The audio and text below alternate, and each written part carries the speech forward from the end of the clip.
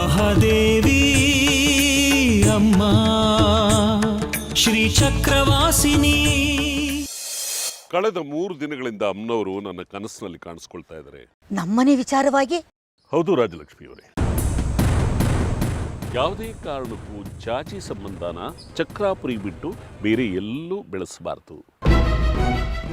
ಒಂದು ವೇಳೆ ನೀವೇನಾದರೂ ನಿಮ್ಮ ಮೊಮ್ಮಗಳನ್ನ ಬೇರೆ ಊರಿಗೆ ಕೊಟ್ರೆ ಈ ಮನೆ ಹಿರಿ ತಲೆದಂಡ ತೆರಬೇಕಾಗುತ್ತೆ. ಇದು ಅಮ್ಮನವರ ನಿಷ್ಠೂರವಾದ ಹೇಳಿ.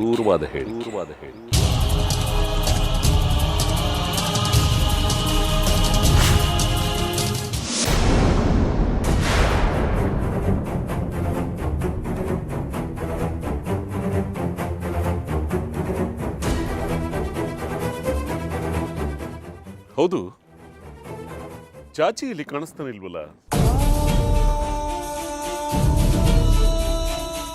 ಕೊನೆ ಒಳಗಿದ್ದಾಳೆ. ಓಹೋ, ಕರೀರಿ ಮತ್ತೆ. ಮನೆಯವರೆಗೂ ಬಂದು ದರ್ಶನನೇ ಆಗ್ಲಿಲ್ಲ ಅಂದ್ರೆ ಹೇಗೆ?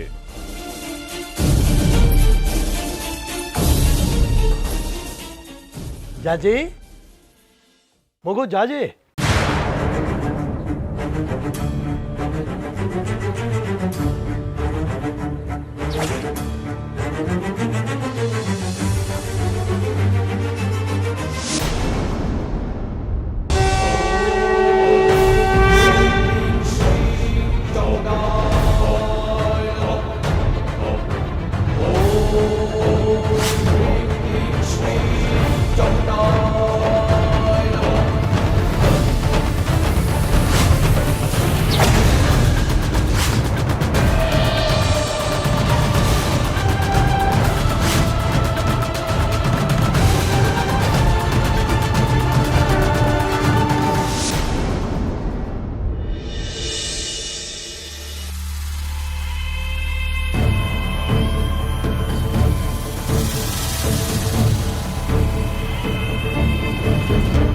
ಜಾಜಿ,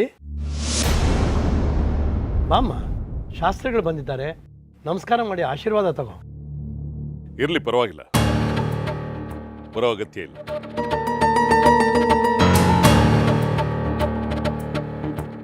ನನ್ನ ಆಶೀರ್ವಾದ ಸದಾ ಕಾಲ ಅವಳ ಮೇಲಿದ್ದೇ ಇರುತ್ತೆ. ನೀನು ಅಂದ್ಕೊಂಡಿದ್ದು ಅಂದ್ಕೊಂಡ ಹಾಗೆ ನಡೀಲಿ, ಎಲ್ಲ ಒಳ್ಳೇದಾಗುತ್ತೆ. ಅಮ್ಮನವರ ಆಶೀರ್ವಾದ ನಿನ್ನ ಮೇಲಿದ್ದೇ ಇದೆ. ಏನ್ ನಿನ್ನ ಹೆಸರು? ಬಂಗಾರಿ. ಇವಳು ನನ್ನ ಗೆಳತಿ. ಬಂಗಾರಿ ಗೆಳತಿಗೆ ಹೆಸರಿಲ್ವಾ? ಇವಳ ಹೆಸರೇ ಬಂಗಾರಿ ಗೆಳತಿ. ಪರವಾಗಿಲ್ವೇ? ಮುಖ ಪೆದ್ದಂತರ ಇದ್ರೂ ಮಾತು ಬಹಳ ತೀಕ್ಷ್ಣವಾಗಿ ಆಡ್ತೀಯ.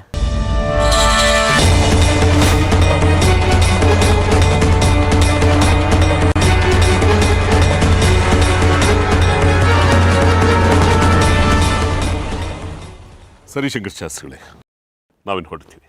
ಒಳ್ಳೇದು.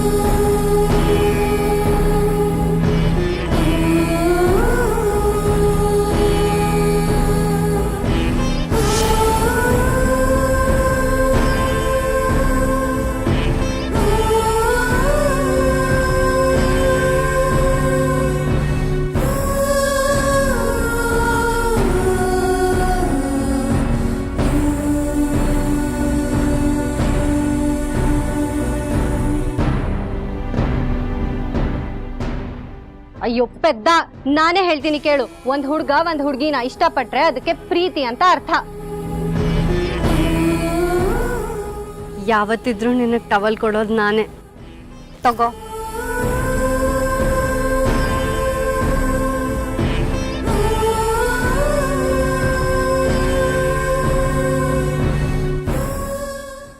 ಗುರುಗಳೇ, ನಿಮ್ಮಿಂದ ನಾನು ಇಲ್ಲಿಗೆ ಬರಬೇಕು ಅಂತ ಕರೆ ಬಂದಾಗ ನಾನು ಅದೆಷ್ಟು ಸಂತೋಷಪಟ್ಟೆ ಗೊತ್ತಾ? ಅದೆಷ್ಟೋ ವರ್ಷಗಳ ನಂತರ ನಿಮ್ಮನ್ನು ನೋಡೋ ಸೌಭಾಗ್ಯ ಸಿಕ್ತಲ್ಲ ಅನ್ನೋ ನನ್ನ ಆನಂದಕ್ಕೆ ಪಾರವೇ ಇರಲಿಲ್ಲ. ನನಗಾದರೂ ನಿನ್ನ ಮೇಲಿನ ವ್ಯಾಮೋಹ ಕಮ್ಮಿ ಅಂದ್ಕೊಂಡ್ಯ ಸೂರ್ಯಾಂಶು. ಅಲೌಕಿಕತೆಗಾಗಿ ಮನೆ ಮಠ ಎಲ್ಲ ಸಂಬಂಧಗಳನ್ನು ತೊರೆದೆ ನಾನು. ಅದರಲ್ಲೇ ಮುಳುಗು ಹೋಗಿದ್ದೆ ನಾನು. ಲೌಕಿಕತೆಯಲ್ಲಿ ಒಂದಿಷ್ಟಾದರೂ ವ್ಯಾಮೋಹ ಇದೆ ಅಂತಾದರೆ ಅದು ನಿನ್ನಲ್ಲಿ ಮಾತ್ರ ಸೂರ್ಯಾಂಶು. ನೀನು ನನ್ನನ್ನು ಹೇಗೆ ಸೆಳೆದಿಯೋ ನಂಗೆ ಗೊತ್ತಿಲ್ಲ. ಜೀವನ ಚಕ್ರ ಅದೆಷ್ಟು ವಿಚಿತ್ರ ನೋಡಿ. ತುಂಬು ಸಂಸಾರದಲ್ಲಿ ಬೆಳೆದ ನಿಮಗೆ ಆ ಕುಟುಂಬದ ಮೇಲೆ ಇಲ್ದೇಗಿರೋ ಅಕ್ಕರೆ ವಾತ್ಸಲ್ಯ ನನ್ನ ಮೇಲೆ. ಹುಟ್ಟಿನಿಂದ ಬಂದ ಎಲ್ಲ ರಕ್ತ ಸಂಬಂಧಗಳನ್ನು ಕಳ್ಕೊಂಡು ಹೊರಗೆ ಬಂದೆ. ಆದರೆ ರಕ್ತವಲ್ಲದ ಈ ಸ್ನೇಹ ಸಂಬಂಧದ ಕೊಂಡಿಯಿಂದ ಬಿಡಿಸ್ಕೊಳ್ಳೋದಕ್ಕಾಗ್ತಾ ಇಲ್ಲ. ಅದೇ ಅಲ್ವಾ ಗುರುಗಳೇ ಈ ಪ್ರಕೃತಿಯ ವಿಸ್ಮಯ. ಏನೂ ಅಲ್ಲದ ನನ್ನಂಥ ಅನಾಥ ಬಾಲಕನನ್ನ ಏನೆಲ್ಲ ಮಾಡಿಬಿಟ್ರಿ. ನನ್ನಂತವನು ಕಲ್ಪಿಸ್ಕೊಳ್ಳೋಕ್ಕೂ ಸಾಧ್ಯವಾಗದ ಬದುಕನ್ನು ಕಟ್ಕೊಟ್ರಿ. ಇವತ್ತು ನಾನು ಪಡೆದಿರೋ ವಿದ್ಯೆ, ಕೀರ್ತಿ, ಸಂಪತ್ತು ಎಲ್ಲವೂ ನೀವು ಕೊಟ್ಟ ಭಿಕ್ಷೆ. ನೀವು ಕೊಟ್ಟ ಈ ಬದುಕು, ಈ ಜೀವನ ನಿಮ್ಮ ಸೇವೆಗೆ ಮೀಸಲು ಗುರುಗಳೇ. ನನಗಿನ್ನೂ ನೆನಪಿದೆ ಗುರುಗಳೇ, ನನಗೆಷ್ಟು ಚಿಕ್ಕ ವಯಸ್ಸಲ್ಲಿ ನಿಮ್ಮ ಹತ್ರ ಬಂದೆ ಅಂತ. ನೀವು ನನಗೆ ಗುರು ಮಾತ್ರ ಅಲ್ಲ, ತಂದೆ, ತಾಯಿ, ಅಣ್ಣ, ಸ್ನೇಹಿತನಾಗಿ ಸಲಹಿದ್ದೀರಿ. ನನಗೆ ಜ್ವರ ಬಂದಾಗ ನಾನು ಎತ್ಕೊಂಡು ಓಡಾಡಿದ್ದೀರಿ. ನನಗೆ ಗಂಜಿ ಬೇಯಿಸಿ ತಿನ್ನಿಸಿದ್ದೀರಿ. ಇದಕ್ಕೆ ಪ್ರತಿಯಾಗಿ ನಿಮ್ಗೆ ಏನು ಕೊಡ್ಬೋದು ಗುರುಗಳೇ? ಈ ಪ್ರೀತಿಗೆ ಸರಿಸಾಟಿ ಆಗೋದು ಯಾವುದಿದೆ ಗುರುಗಳೇ? ಖಂಡಿತ ಇಲ್ಲ ಗುರುಗಳೇ. ಈ ಜೀವದ ಹೊರತಾಗಿ ಇದಕ್ಕೆ ಇನ್ನೊಂದು ಸರಿಸಮ ಇಲ್ಲ ಗುರುಗಳೇ. ಈ ಜೀವ ನಿಮಗೆ, ನೀವಿಟ್ಟ ಹೆಜ್ಜೆ ನನ್ನ ಹೆಜ್ಜೆ, ನಿಮ್ಮ ಗುರಿ ನನ್ನ ಗುರಿ, ನಿಮ್ಮ ಮಿತ್ರ ನನ್ನ ಮಿತ್ರ, ನಿಮ್ಮ ಶತ್ರು ನನಗೂ ಶತ್ರು. ಇದು ಸತ್ಯ. ಹಳೆ ವಿಚಾರಗಳನ್ನು ನೆನೆಸ್ಕೊಂಡು ಭಾವುಕನಾಗಬೇಡ ಸೂರ್ಯಾಂಶು. ಯಾವುದೋ ಜನ್ಮದ ಅನುಬಂಧ ನಮ್ಮನ್ನು ಈ ಜನ್ಮದಲ್ಲಿ ಬೆಸೆದಿರೋದು. ಇರ್ಬೋದು ಗುರುಗಳೇ. ಇಲ್ಲದೆ ಇದ್ರೆ ನಿಮ್ಮ ಕಾಲ್ದುಳಿಗೂ ಸಮವಲ್ಲದ ನಾನು ನಿಮ್ಮ ಶಿಷ್ಯನಾಗಲು ಸಾಧ್ಯವಾಗ್ತಿತ್ತ? ಈಗ ನಿಮ್ಮ ಗುರಿನ ಪೂರೈಸ್ಕೊಡಕ್ಕೆ ಬಂದಿದ್ದೀನಿ. ಅದನ್ನು ಪೂರೈಸಿ ಎತ್ತಿರ್ತೀನಿ. ಅದಕ್ಕೋಸ್ಕರನೇ ನಾನು ನಿನ್ನನ್ನು ಇಲ್ಲಿ ಕರ್ಸ್ಕೊಂಡಿರೋದು ಸೂರ್ಯಾಂಶು. ಆ ಸುಖದರ ಎಲ್ಲಿ? ಅವನ ಪರಿಚಯ ಏನಾದರೂ? ಲಲಿತಕ್ಕನ ಮನೆಗೆ ಹೋಗೋ ವಿಚಾರನ ನಿನಗೆ ಮುಂಚಿತವಾಗಿ ತಿಳಿಸ್ಬೇಕಾಗಿತ್ತು. ಆದರೆ ಸಮಯ ಇರಲಿಲ್ಲ. ನೀನೇ ನೋಡ್ದಿಯಲ್ಲ, ನಾವು ಹೋಗಿ ಬರೋಷ್ಟರಲ್ಲಿ ಆ ವಿರೂಪಾಕ್ಷ ಅಲ್ಲಿ ಪ್ರತ್ಯಕ್ಷವಾಗಿಬಿಟ್ಟಿದ್ದ. ನನ್ನನ್ನು ಏನು ಅನ್ಕೊಂಡಿದ್ದೀರಾ ನೀವು? ಯಾವುದೇ ಪೂರ್ವ ತಯಾರಿ ಇಲ್ಲದೆ ನನ್ನನ್ನು ಯಾಕೆ ಅಲ್ಲಿ ಕರ್ಕೊಂಡು ಹೋದ್ರಿ? ನನ್ನನ್ನೇನು ದೃಷ್ಟಿಗೊಂಬೆ ಅನ್ಕೊಂಡಿದ್ದೀರಾ? ಅದು ಹಾಗಲ್ಲ ಚಂದ್ರ. ಅದ್ರ ಬಗ್ಗೆ ನನಗೆ ಯಾವ ಮಾಹಿತಿನೂ ಇರಲಿಲ್ಲ. ಅಲ್ಲಿ ಹೋಗಿ ನೋಡಿದ್ರೆ ಹೀಗಾಗೋಗ್ಬಿಟ್ಟಿದೆ. ಏನ್ ಮಾಡ್ಬೇಕು ಹೇಳು? ನಿಮ್ಗೆ ಕಂಡವ್ರ ಮನೆಗೆ ಹೇಳ್ದೆ ಕೇಳ್ದೆ ನುಗ್ಗೋ ಅಭ್ಯಾಸ ಇರ್ಬೋದು, ಆದ್ರೆ ನನಗಂತ ಸಂಸ್ಕಾರ ಇಲ್ಲ. ನನ್ನ ಶಕ್ತಿ ಏನು, ವಿದ್ಯಾಭ್ಯಾಸ, ವರ್ಚಸ್ ಏನು ಅಂತ ಗೊತ್ತಾ ನಿಮ್ಗೆ? ವೇದ, ಪುರಾಣ, ಜ್ಯೋತಿಷ್ಯ ಶಾಸ್ತ್ರಗಳನ್ನ ಅಭ್ಯಾಸ ಮಾಡಿದ್ದೀನಿ. ಬಲಪಂಕ್ತಿ, ಎಡಪಂಕ್ತಿ ಎರಡರಲ್ಲೂ ಮೇಲ್ಗೈ ಸಾಧಿಸಿದ್ದೀನಿ. ವಾಮಾಚಾರ, ಮಾಟ, ಮಂತ್ರ, ಮೋಡಿ, ಹಠಯೋಗ, ಭಾನಾಮತಿ, ಘಟಿಕಾಂಜನ ಪ್ರಯೋಗಗಳನ್ನ ಸಿದ್ಧಿ ಮಾಡ್ಕೊಂಡಿದ್ದೀನಿ. 18 ವಿಧದ ದುಷ್ಟ ಶಕ್ತಿಗಳ ಜೊತೆ ಏಕಕಾಲದಲ್ಲಿ ಸಂವಹನೆ ಮಾಡಬಲ್ಲೆ. ಇಷ್ಟು ಶಕ್ತಿಗಳನ್ನ ಸಿದ್ಧಿ ಮಾಡ್ಕೊಂಡಿರೋ ನನಗೆ ಅವಮಾನ ಮಾಡಿಸ್ಬೇಕು ಅಂತಾನೆ ಕರ್ಕೊಂಡು ಹೋಗಿದ್ರಿ ಅಲ್ವಾ? ಖಂಡಿತ ಇಲ್ಲ ಚಂದ್ರ. ನಾನೇನೋ ಅನ್ಕೊಂಡು ಹೋದ್ರೆ ಅಲ್ಲೇನೋ ಆಗಿದೆ. ನಾನೇನು ಮಾಡ್ಲಿಕ್ಕೆ ಹೇಳು? ನೀನು ಎಡಪಂಥ ಬಲಪಂಥ ಅನ್ನೋ ಭೇದ ಭಾವನೆ ಇಲ್ಲದೆ ಸಕಲ ವಿದ್ಯಾ ಪಾರಂಗತನಾಗಿದೆಯಲ್ಲ, ನಿಜವಾಗ್ಲೂ ನನಗೆ ಹೆಮ್ಮೆ ಅನ್ನಿಸ್ತಾ ಇದೆ. ನಿಮ್ಮ ಹೆಮ್ಮೆ ಕಟ್ಕೊಂಡು ನನಗೇನಾಗಬೇಕು? ಅತ್ತೆ ಹೇಳಿದ್ರು ಅಂತ ಒಂದೇ ಒಂದು ಮಾತಿಗೆ ಕಟ್ಬಿದ್ದು ನಿಮಗೆ ಸಹಾಯ ಮಾಡಕ್ ಬಂದೆ. ಇಲ್ಲಿ ಈ ತರದ ಅವಮಾನ, ನನ್ನ ಮಾನ ತೆಗೆದ್ರಲ್ಲ ನೀವು. ಮಗನ ಮಾನ ತೆಗೆಯುವಂತ ಕೆಲಸ ಯಾವ ತಂದೆನೂ ಮಾಡೋದಿಲ್ಲ ಚಂದ್ರ. ಕಿರಿಚ್ಬೇಡಿ. ಆದ್ರೆ ನಾನು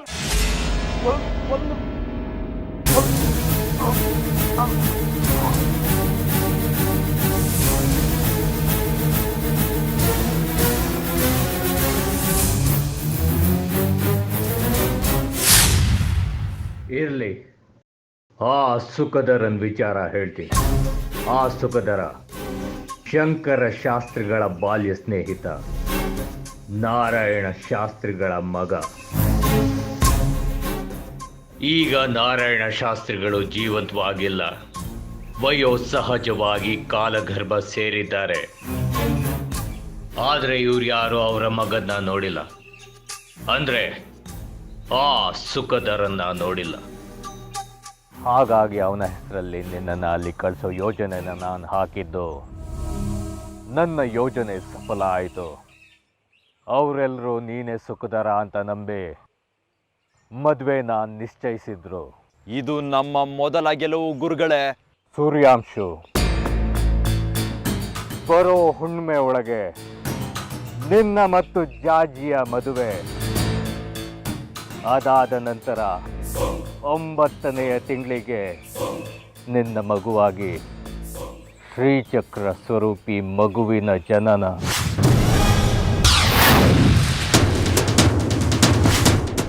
ನಿಮ್ಮ ಕೆಲಸ ಆಯಿತು ಅಂತ ತಿಳ್ಕೊಳ್ಳಿ ಗುರುಗಳೇ. ನೀವು ಹಾಕೊಂಡಿರೋ ಯೋಜನೆಯಲ್ಲಿ ಒಂದೇ ಒಂದು ಸಾಸಿವೆ ಕಾಳಷ್ಟು ವ್ಯತ್ಯಾಸ ಆಗೋಕೆ ನಾನು ಬಿಡೋದಿಲ್ಲ. ಆದರೆ ಇಲ್ಲೊಂದು ಸಮಸ್ಯೆ ಇದೆ ಸೂರ್ಯಾಂಶು. ಅದೇನು ಅಂತ ಹೇಳಿ ಗುರುಗಳೇ, ನಿವಾರಿಸೋಣ. ಸಮಸ್ಯೆ ಇರೋದೇ ನಿವಾರಿಸಕ್ಕೆ. ನಿವಾರಣೆ ಸಿಗುವಷ್ಟು ಸುಲಭದ ಸಮಸ್ಯೆ ಅಲ್ಲ ಸೂರ್ಯಾಂಶು. ನಿನ್ನಷ್ಟೇ ಪ್ರಭಾವಶಾಲಿ ಪ್ರತಿಸ್ಪರ್ಧಿಯೊಬ್ಬ ಇದ್ದಾನೆ ನಿನಗೆ. ಏನು? ನನಗೆ ಪ್ರತಿಸ್ಪರ್ಧಿನ? ಯಾರದು ಗುರುಗಳೇ? ಲಲಿತಕ್ಕನ ಮನೆಯಿಂದ ಹೊರಟಾಗ ಕಾಣಿಸ್ಕೊಂಡಲ್ಲ ವಿರೂಪಾಕ್ಷ, ಅವನ ಮಗ ಚಂದ್ರಧರ.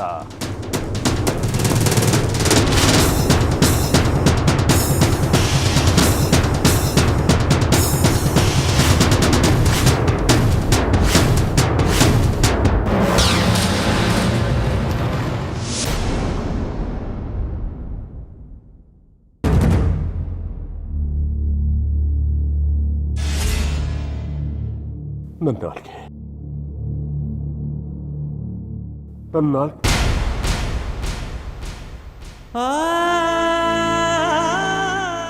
ತಂದೆ ಮೇಲೆ ಪ್ರಯೋಗ ಅವಳಷ್ಟು ಕೀಳ್ಮಟ್ಟ ಕೇಳಿದ ಬಿಟ್ಟಿಯ ನೀನು.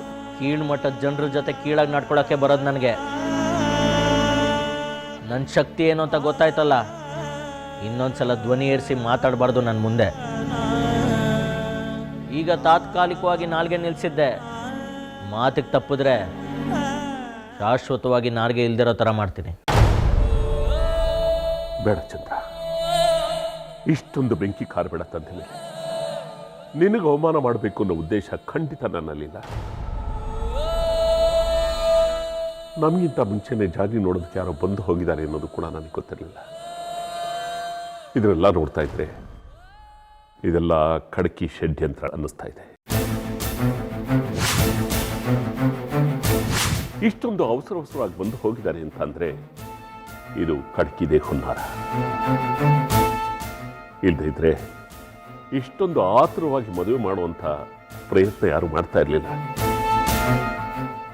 ಮೊದಲು ಅಲ್ಲಿಗೆ ಬಂದು ಹೋದವ್ರು ಯಾರು ಅಂತ ತಿಳ್ಕೋಬೇಕು. ತಿಳ್ಕೊಳ್ಳೋದು ಬಿಡೋದು ನಿಮಗೆ ಬಿಟ್ಟಿದ್ದು. ತಿಳ್ಕೊಳ್ಳೋದೇ ಆದರೆ ಸರಿಯಾಗಿ ವಿಚಾರಣೆ ಮಾಡಿ ತಿಳ್ಕೊಳ್ಳಿ, ಆಮೇಲೆ ನನಗೆ ತಿಳಿಸಿ. ಅಲ್ಲಿ ತನಕ ನನಗೆ ತೊಂದರೆ ಕೊಡಬೇಡಿ.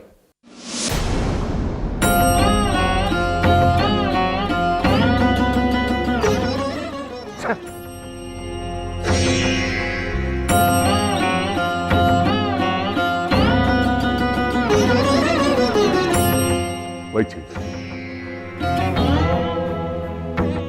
ಏನಿದೆಲ್ಲ? ನಿಂತು ನೆಲಾನೇ ಕುಸ್ತೋಗಾಗ್ತಿದೆ ನನಗೆ. ಕೇಳಿಸ್ಕೊಂಡ್ಯಾ ನನ್ನ ಮಗ ಮಾತಾಡ್ತೀನಲ್ಲ? ಜನ್ಮ ಕೊಟ್ಟ ತಂದೆ ನನ್ನ ಮಾತು ಕೇಳಲ್ಲ, ನನಗೆ ಕೈ ಜೋಡಿಸೋದಿಲ್ಲ, ನನಗೆ ಎದುರು ವಾದಿಸ್ತಾನೆ, ನನ್ನ ನಾಲ್ಗೆನೆ ಬಿದ್ದು ಹೋಗೋ ಹಾಗೆ ಮಾಡ್ತಾನೆ.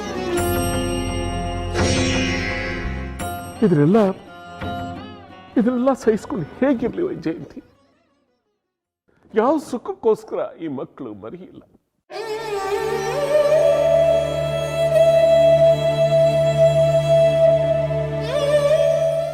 ಸುಖ ಕೊಡಕ್ಕೆ ಮಕ್ಕಳು ನಾವು ನೆಟ್ಟ ಸುಖದ ವೃಕ್ಷಗಳಲ್ಲ, ಪಟ್ಟ ಸುಖಕ್ಕೆ ಬಿಟ್ಟ ಫಲಗಳು. ನೀನು ಅವನಿಗೆ ಏನು ಕೊಟ್ಟಿಯೋ ಅವನು ನಿನಗೆ ಅದನ್ನೇ ಕೊಡ್ತಾ ಇದ್ದಾನೆ.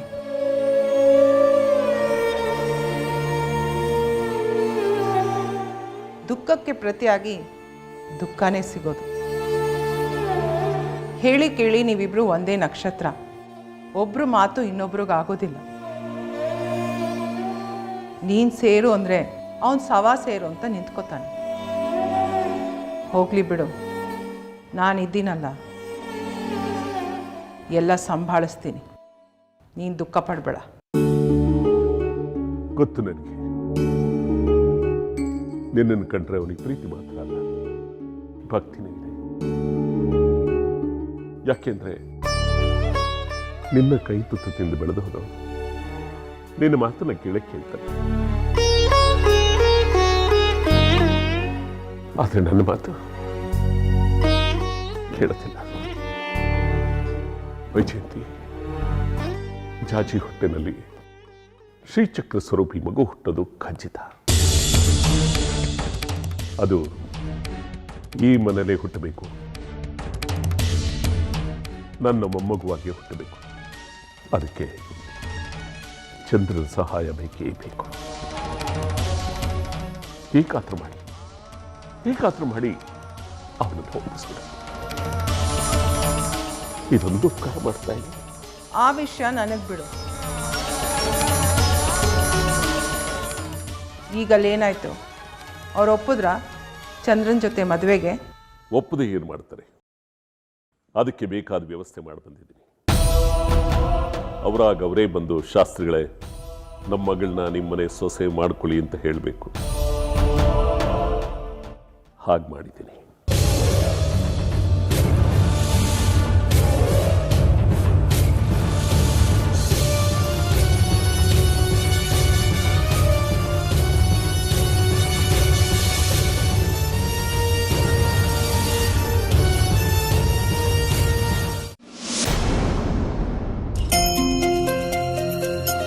ಎಲ್ಲ ಕಾರ್ಯಕ್ರಮಗಳು ಆ ತಾಯಿ ಶುಭಾಶೀರ್ವಾದದಿಂದ ನಾವು ಅಂದ್ಕೊಂಡಾಗೆ ನಡೀತಾ ಇದೆ, ಕೂತ್ ಜಾಗದಲ್ಲೇ.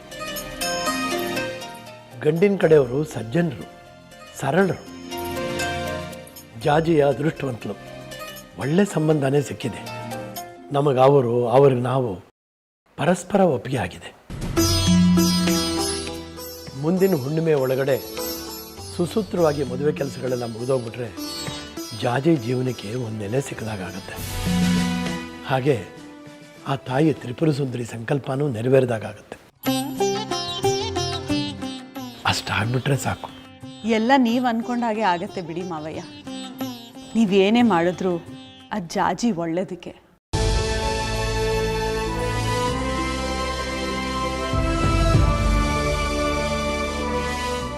ಇಷ್ಟು ಬೇಗ ಯಾಕೆ ಮದುವೆ ಅಂತ ಅಂದ್ಕೊಂಡಿದ್ದೆ,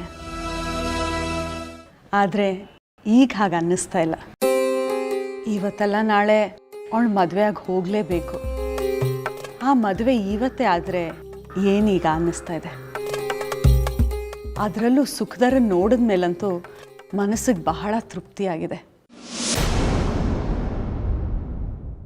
ಸಂಸ್ಕಾರವಂತ, ಗುಣವಂತ ಹುಡುಗ. ಸಾಸಿವೆ ಕಾಳಿನಷ್ಟು ಕೊಂಕು ಹುಡ್ಕೋ ಹಾಗಿಲ್ಲ.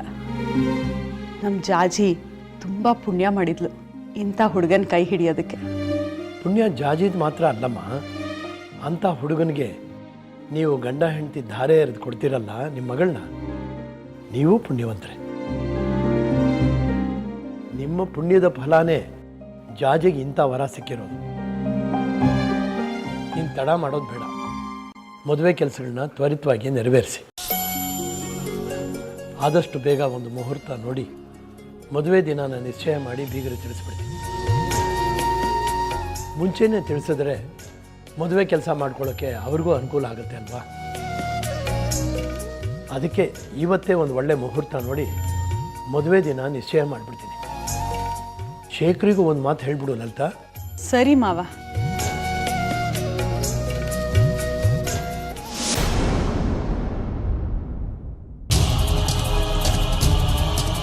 ಒಂದು ವೇಳೆ ನೀವೇನಾದರೂ ನಿಮ್ಮ ಮೊಮ್ಮಗಳನ್ನ ಬೇರೆ ಊರಿಗೆ ಕೊಟ್ರೆ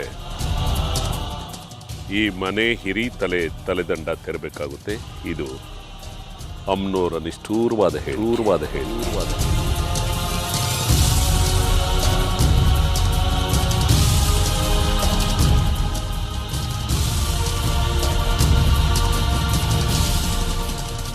ಇದನ್ನ ಬೇರೆ ಯಾರಿಗೂ ಹೇಳೋ ಹಾಗಿಲ್ಲ ತಾಯಿ. ಅಮ್ಮನವ್ರ ಕೋಪಕ್ಕೆ ಗುರಿ ಆಗ್ತಾರ. ಇದು ಅಮ್ಮನವ್ರ ಮೇಲಾಣೆ.